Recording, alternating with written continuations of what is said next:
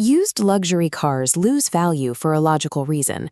The risk of ownership scares buyers away. When you buy a heavily depreciated premium sedan, you're usually inheriting complicated air suspensions, highly specialized parts, and expensive proprietary technology that is now years out of warranty. Starting from a low purchase price, you can either gamble on complex tech or target proven mechanicals. Choose the wrong model, and maintaining complicated systems will turn a cheap purchase into a financial disaster. But if you target naturally aspirated engines and conventional automatic transmissions, you can actually buy premium comfort for the price of a used mainstream hatchback. Keep in mind, a cheap luxury car still requires luxury upkeep. You will be paying for premium tires, larger brakes, and specialist labor rates. To actually win in this market, you have to outsmart it. That means prioritizing mechanical simplicity and reliability over a flashy European badge. Coming in at number 5 is the second-generation Volvo S80. Australian buyers largely forgot this quiet executive sedan, moving towards SUVs and German prestige badges. The trick here is engine selection. You want the naturally aspirated 3.2-liter petrol version. Doing so entirely avoids the expensive complexity found in the turbocharged and diesel emissions variants. This scorecard breaks down the S80's value. It offers excellent highway stability and an understated, comfortable cabin. Its main risks are tied directly to age. Before buying, you need to rigorously inspect the cooling system and engine mounts. Then, sit inside and test the climate control, the electric seats, and every single button on the dashboard. A single broken window switch might seem minor, but if several electronic systems require attention at the same time, the repair bill will easily exceed the car's value. Also remember that Volvo-specific parts and the specialist labor required to fit them cost noticeably more than equivalent repairs on a Toyota or Ford. The S80 makes practical sense if you're willing to trade brand prestige for a remarkably safe, comfortable car, provided you find an example with a perfect service history and absolutely zero electrical faults. Number 4 is the Infiniti Q50. Infiniti tried to take on the established European luxury brands in Australia and struggled to gain traction. That lack of recognition resulted in heavy depreciation. But on the open road, this is a smooth, highly capable executive sedan that delivers serious driving dynamics. The version you must target is the naturally aspirated 3.7-liter VQ Series V6. We strictly recommend avoiding the 2.0-liter turbocharged variant. Looking at the scorecard, the Q50 gives you an incredibly strong Nissan-derived engine. The trade-off, however, is a high risk of weak factory support. During inspection, listen closely for timing system noise and look for oil leaks around the rocker covers. Also, pay attention to the electronic steering. It needs to feel consistent and precise without any warning lights on the dash. The biggest ongoing challenge will be parts. Because Infiniti no longer has a strong footprint in Australia, specific components might be frustrating to source or expensive to import. Ultimately, the Q50 is a calculated risk.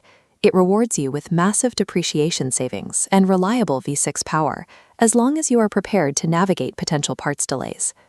Our number 3 pick is one of the most ambitious sedans ever to hit the local market, the Hyundai Genesis DH. It's a large, extensively equipped rear-wheel drive executive car. It became a bargain because traditional luxury buyers simply refused to pay a premium for the Hyundai badge. That limited prestige appeal caused its resale value to drop sharply. This scorecard highlights its massive physical footprint and high equipment levels. The 3.8-liter V6 is solid, but you have to factor in the fuel consumption and the cost of maintaining larger brakes and tires. Mechanically, you need to inspect this car from a completely cold start, listening specifically for any rattling from the timing system or the cam phasers. Administratively, check the paperwork to confirm that all factory recall work has been completed, paying close attention to any starter-related fixes. The biggest trap with the Genesis is its past life. Many of these were used as premium hire vehicles. A cheap former fleet car will usually have severe wear on the rear cabin, doors, and seats. If you rigorously avoid abused fleet vehicles and find a privately maintained example, the Genesis offers the most metal, comfort, and equipment you can get for the money. Number 2 is the 6th-generation Lexus ES 350. This is a front-wheel drive sedan that entirely abandons any pretense of being a sporty vehicle in favor of exceptionally soft riding comfort. Because it lacks the sharp handling of a German sports sedan, driving enthusiasts tend to ignore it. That lack of enthusiast demand keeps prices surprisingly low. Beneath the surface, it holds a massive engineering advantage.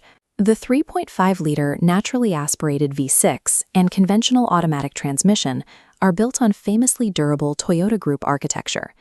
The scorecard for the ES350 reflects its clear priorities. Its main strengths are incredible build quality and generous passenger space, leaving its only real risk as simple neglect from previous owners. The interior should feel tightly assembled and dead quiet. Any cabin rattles, water leaks, or damaged trim are immediate red flags that point to poor collision repairs or heavy abuse. If your only goal is quiet, deeply reliable long-distance travel, and you have no interest in cornering speeds, the ES350 is the smartest pragmatic purchase on the market. Taking the #1 spot is the 4th-generation Lexus GS 350. This is the most complete, balanced, and overlooked luxury sedan available in the Australian market. It consistently slips under the radar because buyers shopping in this bracket automatically default to the BMW 5 Series, Mercedes-Benz E-Class, or Audi A6. This comparison matrix shows exactly why the GS takes the top spot. While its European rivals rely on complex turbocharged systems and heavy electronics, the Lexus sticks to a proven, naturally aspirated V6 and a conventional automatic transmission. The Lexus badge drastically reduces the risk of a catastrophic engine or transmission failure.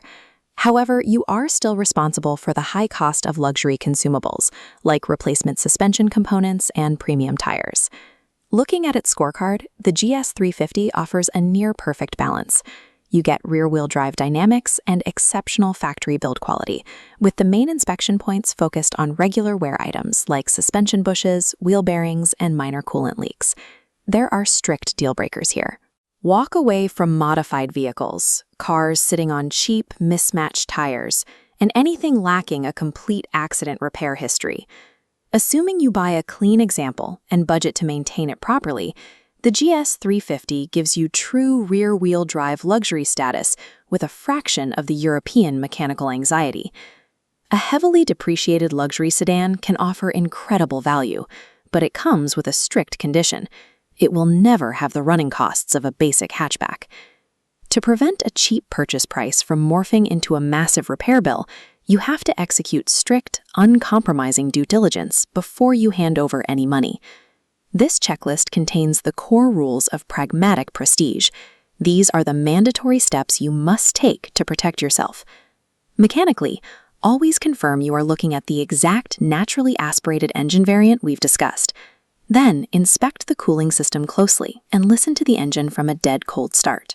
On the administrative side, you must run a PPSR search for hidden accident history, confirm all factory recalls are resolved, and scrutinize the interior for the heavy wear typical of a former hire car. Finally, booking a specialist pre-purchase inspection is the mandatory price of entry. Put in that effort up front, and you can successfully outsmart the market to drive a premium car for a fraction of its original price.